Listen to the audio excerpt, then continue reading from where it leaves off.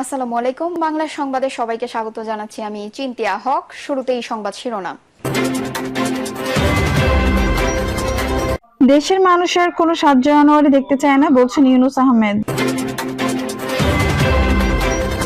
এদিকে নতুন বছরে দেশ গঠনের বার্তা দিলেন তারেক রহমান। জানাবো আওয়ামী লীগের পর বিএনপিকেও মাইনাসের ষড়যন্ত্র চলছে। জানিয়ে দেব জাতীয় পার্টি প্রতিষ্ঠাবার্ষিকী আজ। এবং সর্বশেষ জানাবো ১৯,০০০ কোটি টাকা খরচ তবু সড়কে ফেরেনি গতি। দর্শক শুনছিলেন সংবাদ শিরোনাম, এখন বিস্তারিত।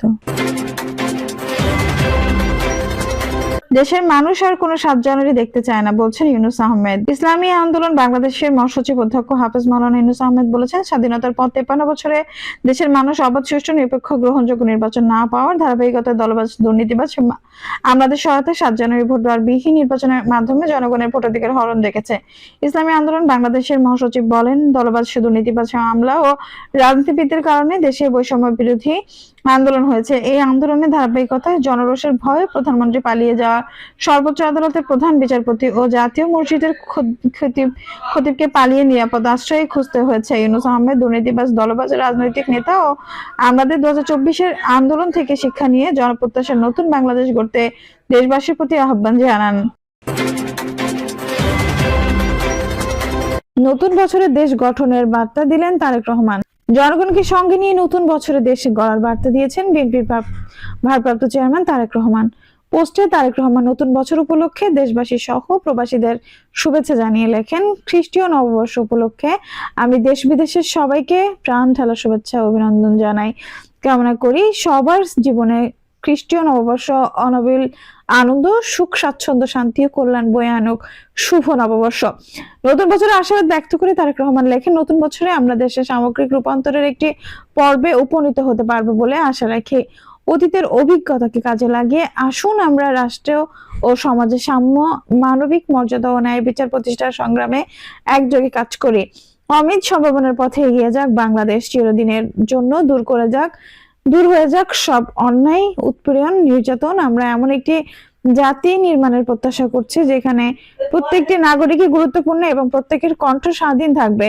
ঘটনা বহুল ২০২৪ সালের কথা উল্লেখ করে তিনি লেখেন, গেল বছরটি এখন আমাদের মনে জাগরুক হয়ে থাকবে। গত বছরে বেশ কিছু তিক্ত অভিজ্ঞতা, ছাত্র জনতার আর্তনাদ এবং অধিকার হারানোর যন্ত্রণা আগামী বছরে আমাদের একদিকে যেমন বেদনার্ত করবে, অন্যদিকে নতুন উদ্যমে শান্তি, সম্প্রীতি ও বহুদলীয় গণতন্ত্রের অধিকার ফিরিয়ে পাওয়ার সম্ভাবনাই আমাদের উদ্বুদ্ধ করবে। আজকের দিনে আমাদের অঙ্গীকার হবে জনগণের রাজনৈতিক ও অর্থনৈতিক ক্ষমতায়ন নিশ্চিত করা, রাষ্ট্রীয় প্রতিষ্ঠানগুলো সমূহ শক্তিশালী করা, অর্থনীতি পুনরুদ্ধার সহ বহুদলীয় গণতন্ত্র পুনর্জীবনের একযোগে কাজ করা। বাংলাদেশে অজস্র রক্তক্ষরণে, রক্ত ঋণে অর্জিত জনগণের প্রয়োগ অনুশীলনে আমাদেরকে তৎপর হতে হবে। ভারপ্রাপ্ত চেয়ারম্যান আরো লেখেন, গণবিরোধী পরাশক্তি এতদিন জনগণের সব অধিকার বন্দী করে রেখেছিল। এমত অবস্থায় সব গণতান্ত্রিক শক্তির মিলিত প্রচেষ্টায় বহুদলীয় গণতন্ত্র প্রতিষ্ঠার কাজ শুরু করতে হবে। গণতন্ত্র ও ভোটের অধিকার ফিরে পাওয়ার জন্য বাংলাদেশের সংগ্রামী মানুষকে অগ্রণী ভূমিকা পালনের জন্য সবার প্রতি উদাত্ত আহ্বান জানাচ্ছি অনুষ্ঠানকে। অন্যদিকে এক বিবৃতিতে দেশবাসীকে নতুন বছরের শুভেচ্ছা ও অভিনন্দন জানিয়েছেন বিএনপি মহাসচিব মির্জা ফখরুল ইসলাম আলমগীর। তিনি বলেন, আমাদেরকে হয়তো আরো কষ্টকর পথ অতিক্রম করতে হবে।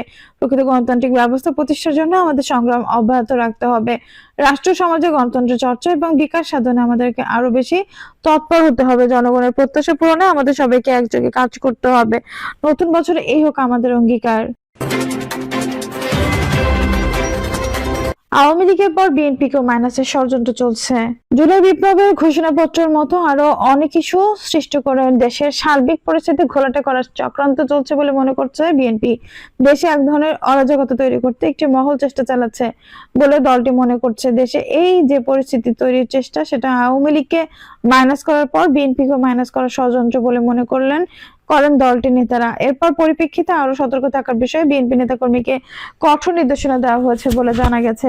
দলটির নেতাদের অভিমত, ছাত্রদের এই প্ল্যাটফর্ম থেকে এর আগে রাষ্ট্রপতি মোহাম্মদ শাহাবুদ্দিনকে অপসারণের দাবি তোলা হয়েছিল।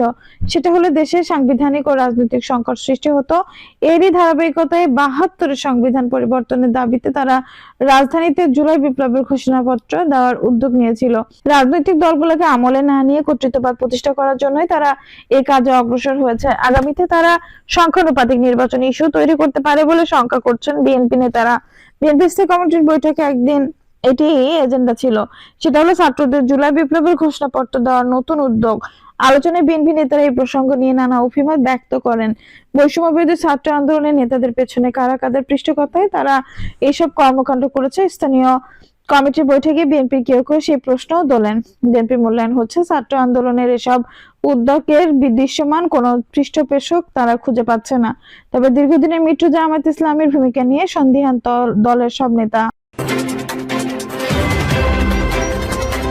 জাতীয় পার্টির প্রতিষ্ঠা বার্ষিকী আজ। জাতীয় পার্টির ৩৯তম প্রতিষ্ঠা বার্ষিকী আজ।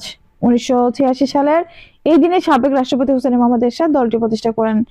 তিনি দিনটি উদযাপনের জাতীয় পার্টি এর সংগঠনগুলো সারা দেশে বিভিন্ন কর্মসূচি হাতে নিয়েছে। বেলা ৩টায় প্রতিষ্ঠা বার্ষিকী উপলক্ষে রাজধানীর কাকরাইলে institution of diploma engineers Bangladesh multi purpose মিলনায়তনে আলোচনা সভায় আয়োজন করবেন জাতীয় পার্টি চেয়ারম্যান জিএম কাদের। আলোচনা সভায় জাতীয় পার্টির শীর্ষ পর্যায়ে নেতা অংশ নেবেন। প্রতিষ্ঠা বার্ষিকী যথাযোগ্য মর্যাদার উদযাপনের লক্ষ্যে সারা দেশের সব জেলা, উপজেলা, মহানগর পর্যায়ে অনুরূপ কর্মসূচি হাতে নেওয়া হয়েছে। ১৯,০০০ কোটি টাকা খরচ, তবুও সড়কে ফেরেনি গতি। চট্টগ্রাম নগরের সড়ক অবকাঠামোর উন্নয়নে গত ১.৫ দশকে খরচ করা হয়েছে ১৯,০০০ কোটি টাকা। সব প্রকল্পের অন্যতম উদ্দেশ্য ছিল যানজট কমানো, তবে কমেনি গাড়ির জট, উল্টো বেড়েছে। সে সঙ্গে কমেছে গাড়ির গতি, সড়ক হয়ে উঠেছে ঝুঁকিপূর্ণ। ৬ বছর আগেও যেখানে গণপরিবহন গতি ছিল ঘন্টায় ১০ কিলোমিটার, সেটি এখন ৫ কিলোমিটার নেমে এসেছে। পাল্লা দিয়ে বেড়েছে সড়কে দুর্ঘটনার হারও। যুক্তরাষ্ট্রের ন্যাশনাল ব্যুরো অব ইকোনমিক রিসার্চের গবেষণা প্রতিবেদন অনুযায়ী বিশ্বের সবচেয়ে ধীরগতির ২০ শহরের তালিকায় চট্টগ্রাম ১২তম। যোগাযোগ বিশেষজ্ঞরা বলছেন, সড়ক অবকাঠামো খাতে হয়েছে খেয়াল খুশির উন্নয়ন, উপেক্ষা করা হয়েছে বিশেষজ্ঞ সুপারিশ। গণপরিবহন ব্যবস্থার উন্নয়ন, ট্রাফিক ও জংশন ব্যবস্থাপনায় কোনো ব্যয় করা হয়নি। অপরিকল্পিত উন্নয়নে পুরো টাকাটাই অপচয় হয়েছে বলে মন্তব্য তাদের। চট্টগ্রাম উন্নয়ন কর্তৃপক্ষ, চট্টগ্রাম সিটি কর্পোরেশন সূত্রে জানা গেছে, আওয়ামী লীগ সরকারের ১৫ বছর ২টি সংস্থা সড়ক অবকাঠামো উন্নয়নে ৩৮ প্রকল্প বাস্তবায়ন করেছে। এইসব প্রকল্পে মোট খরচ হয়েছে ১৮,৭২৬ কোটি ৬৫ লাখ টাকা। সড়ক অবকাঠামো উন্নয়নে ২৫ প্রকল্প বাস্তবায়ন করেছে সিডিএ। এতে খরচ হয়েছে ১২,৩৮১ কোটি টাকা।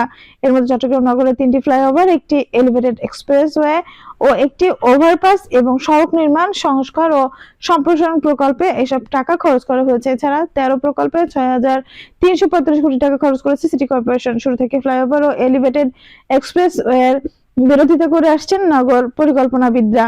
তাদের আপত্তিকে আমলে নেয়নি সিডিএ। এত খরচের পরেও সড়কে কোনো ইতিবাচক প্রভাব পড়েনি, পেলেনি স্বস্তি। ২০১৮ সালের ২৪ নভেম্বর প্রকাশিত বিশ্ব ব্যাংকের অর্থায়নে Chittagong strategic urban transport master plan জরিপে দেখা গেছে, নগরে চলাচলকারী যানবাহনের মধ্যে সবচেয়ে কম গতি বাসের। এ ব্যাপারে সিএমপির ট্রাফিক বিভাগের উপকমিশনার জয়নুল আবেদিন সমকালকে বলেন, সড়কে নানা বিশৃঙ্খলা ও নন মোটরাইজড গাড়ি বাহার কারণে দিন দিন গাড়ির গতি কমছে। নগরের বহদ্দারহাট থেকে নিয়মিত নগরের বাণিজ্যিক এলাকা আগ্রাবাদে যাতায়াত করে বেসরকারি প্রতিষ্ঠানের কর্মকর্তা মিনহাজ উদ্দিন। তিনি বলেন, বহদ্দারহাট থেকে আগ্রাবাদের দূরত্ব ৭ কিলোমিটার। এ পথ পাড়ি দিতে প্রতিদিন কখনো ১ ঘন্টা, কখনো ১.৫ ঘন্টা সময় লাগছে। অথচ এই পথে ৮৫০ কোটি টাকা ব্যয়ে ২টি ফ্লাইওভার ও ৪,৫০০ কোটি টাকা ব্যয়ে একটি এক্সপ্রেসওয়ে নির্মাণ করা হলেও সুফল পাচ্ছে না নগরবাসী। বাংলাদেশ সড়ক পরিবহন কর্তৃপক্ষের হিসাব অনুযায়ী চট্টগ্রামের নিবন্ধন যানের সংখ্যা ছিল ৩,৯৮,১৭৬টি।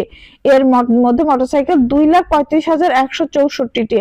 এরপরে রয়েছে ব্যক্তিগত গাড়ির সংখ্যা, যা ৯০,৭৩৮টি। আর নগরে চলাচলরত বাসের সংখ্যা মাত্র ২,৭৫৬টি। Chittagong strategic urban and transport master প্ল্যানের জরিপে দেখা গেছে, নগরের সড়কে ৭০% জায়গা ছোট গাড়ির দখলে থাকে। এসব গাড়িতে যাতায়াত করে মাত্র ৩০% মানুষ।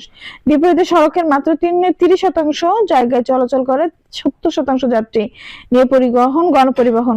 গত ১৫ December Bloomberg philanthropies initiative for global road safety প্রকাশিত চট্টগ্রাম সিটি রোড সেফটি প্রতিবেদনের তথ্য অনুযায়ী 2017 থেকে 2023 সাল পর্যন্ত চট্টগ্রাম নগরের সড়কে 684টি দুর্ঘটনা ঘটেছে।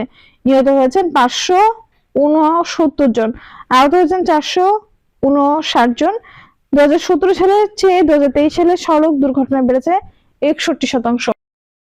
দর্শক, এই ছিল এখনকার সর্বশেষ সংবাদ। নিউজটি ভালো লাগলে অবশ্যই একটা লাইক দিন, কমেন্টে আপনার মূল্যবান মতামত জানান। সবসময় আমাদের পাশে থাকতে সাবস্ক্রাইব করে বেল বাটনটি অন করে রাখুন। ধন্যবাদ।